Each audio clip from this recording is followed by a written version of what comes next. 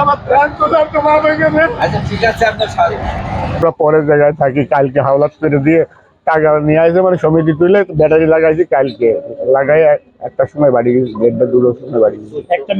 একটা মেয়ে ওই যে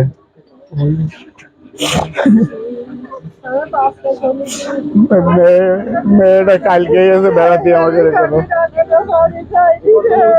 আমি দুপুরবেলা এক ভাগের তরকারি লাগাই, ভাত চাল ধুই নিয়ে এসে চুলোর পরে হাড়ির মধ্যে দিয়েছে। আমার একটা ফুবুতো বোন এসে বলছে কি, ও কথা তোমার আর রাজি হবে না, যে কাজ হয়েছে তোমার ব্যায়াম ছেড়ে দেবে।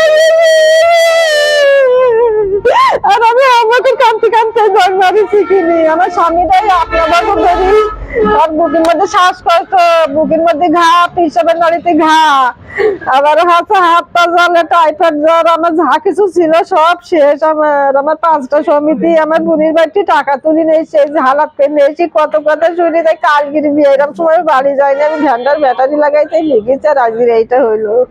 ও রেলা, আমার কিচ্ছু নেই শোনা, আমার কিচ্ছু নেই। আমার বাপ একটু খানা দিয়েছে, তাতে মাটি পুরুন কেটে আমি একটুখানি ঘর বেঁধে সমস্ত দিকটা সব নুনাই ঝাড়ি ঝাড়ি পড়ছে। আল্লাহ, শীতের বেলায় রাত্রে একটু ঘুমোতে পারিনি। একটা মেয়ে আমার, সেদিনে স্বামীটাই 10-12 বছর ধরে ভোগছে। ওরে আল্লাহ রে, কি করলো আমার, কি করলো আমার, কি করলো।